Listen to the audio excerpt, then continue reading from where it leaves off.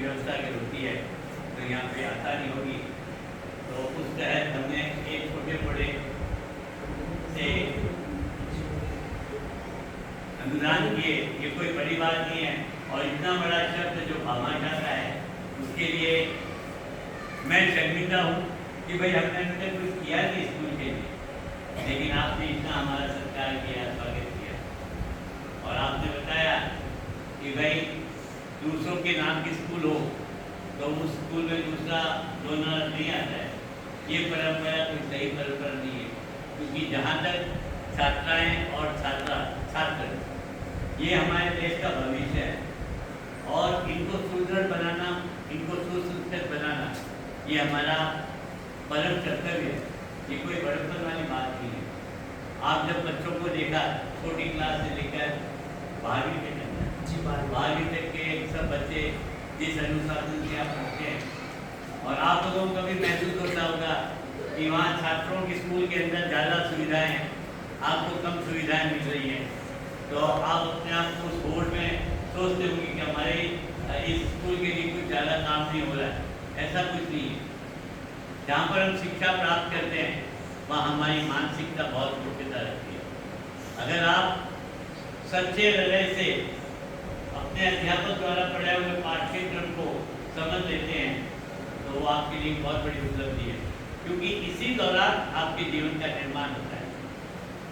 ये जो स्कूली शिक्षा है वो ही हमारा बेसिक फाउंडेशन है, नींव है।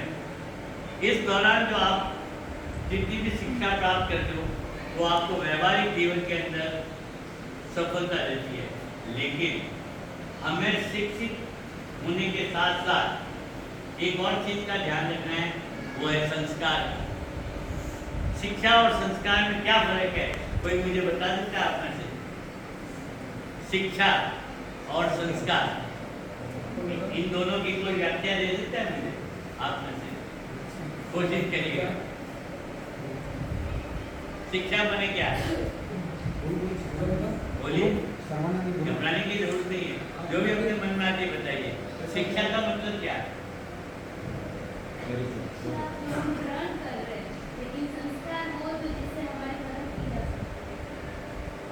शिक्षा जो हम ग्रहण कर रहे हैं, हम क्या ग्रहण करते हैं?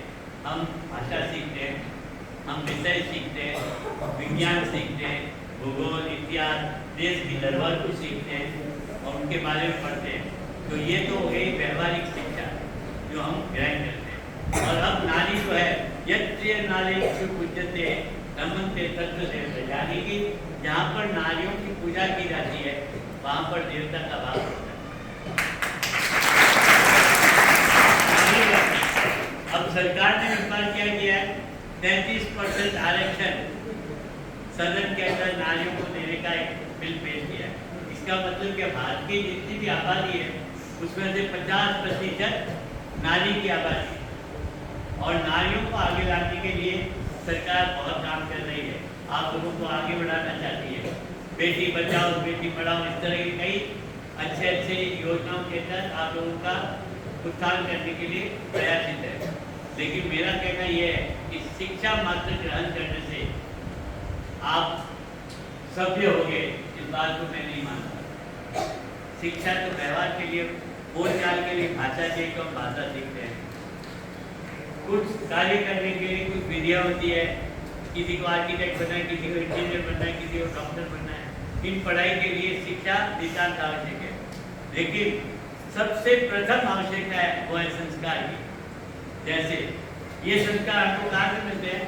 हमें अपने घर में, जब हमारे माता पिता हमें कुछ जरूरी बातें बताते हैं तो उसका पालन करना चाहिए आपको। जैसे सुबह उठकर नित्य अपने माँ बाप को आपको प्रणाम करना चाहिए, क्योंकि आपके सबसे पहले गुरु वही है। और जो अपने माता पिता को रेस्पेक्ट करता है उसके अंदर विनय आता है, और विनय आने से ही आप जो है प्रगति कर सकते हो। बगैर विनय के जिंदगी में आप कुछ भी हासिल नहीं कर सकते हो, और अगर आप करोगे भी तो वो आपके ईगो को बढ़ाएगा, और उस ईगो से क्या होगा, धीरे धीरे आपकी प्रगति रुक जाएगी। तो विनयवान बनने के लिए सबसे पहला कार्य है अपने माता पिता को जिसके उठते ही प्रणाम करिए। फिर अपने जो इष्ट देवता है किसी भी धर्म के हो सकते हैं, लेकिन इष्ट देवता का हमें आशीर्वाद देना चाहिए। उनको प्रणाम करके आपको घर से निकलना चाहिए अपनी स्कूल की ओर, और अपने विचारों के अंदर भारतीय होने का प्रमाण देना चाहिए। अगर हमारी संस्कृति भारतीय संस्कृति है, सनातनी संस्कृति है, तो उसका पालन करना जरूर बहुत ही आवश्यक है। क्योंकि जब तक हम अपने संस्कार में नहीं रहेंगे, हमारी जो निजी धरोहर है उसका पालन नहीं करेंगे, तो हमारी प्रगति जो है वो कहीं न कहीं जाके हमें महसूस कराएगी कि हम अधूरे हैं। और उसके जब संस्कृति आपके साथ है, संस्कार आपके साथ है, और उसके साथ आप शिक्षा जब ग्रहण करते हैं, तो आप एक कंप्लीट स्वरूप में आ जाते हैं। यानी शिक्षित संस्कारी महिला, यही महिला देश का भला कर सकती है। ज़्यादा लंबा चौड़ा मैं बच्चों में देना नहीं चाहता हूँ, और मेरे बारे में जो भी कहा गया वो भी मुझे मंजूर नहीं है, क्यों मैंने स्कूल के लिए अब तक कुछ भी नहीं किया है। ये तो शुरुआती दौर में आए थे, देखा, अच्छा लगा, बच्चे पढ़ रहे, बच्चियाँ पढ़ रही हैं, उनको गर्म पानी रहता है, तो साहब जी ने बताया कि साहब यहाँ पे ठंडा कूलर होगा, तो गर्मी के दिनों में बहुत तकलीफ होती है पानी पीने की। तो मेरा व्यवस्था कर लेते, भगवान ने दिया है, तो छोटे मोटे आपको जो भी हमसे मदद बनती है वो करने की कोशिश करेंगे। और आप लोगों को स्कूल के अंदर अपने प्रधान अध्यापक, अपने अध्यापक, अपने टीचर्स को भी माँ के स्वरूप और पिता के स्वरूप देखना चाहिए। क्योंकि आपके दूर से कौन है संस्कार देने वाले? घर से बाहर निकल गए, उसके एक दिन में आप कितने घंटे स्कूल में रहते हैं? 6 साढ़े 6 घंटे। और घर में कितने रहते हैं? सुबह उठते ही 3 घंटे में आप वहाँ से निकल जाते हो, और शाम को 2-3 घंटे खाना खा के सो गए। तो जितना समय आप घर पे देते हो, उतने का उतना समय आप स्कूल में बिताते हो।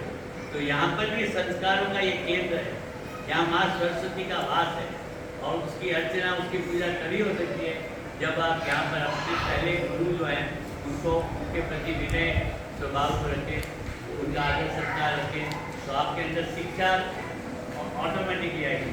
शिक्षा ग्रहण नहीं की जाती, शिक्षा जो है भाव से आपके अंदर है, आपकी आत्मा के अंदर संपूर्ण ज्ञान है, लेकिन उसके ऊपर आवरण है। इस आवरण को तोड़ने के लिए हमें विनयवान करना जरूरी है। और आज मुझे बेहद खुशी हो रही है कि आप सब बच्चे से यहाँ पर पढ़ाई करते हो घानेराव के अंदर, और घानेराव हमारा नेटिव प्लेस है। हम रहते हैं चेन्नई में, लेकिन जब भी गांव में आता हूँ तो हमारी माता जी जो थी वो हमेशा हर साल 10,000 स्कूल ड्रेस सिलवा के बांटती थी।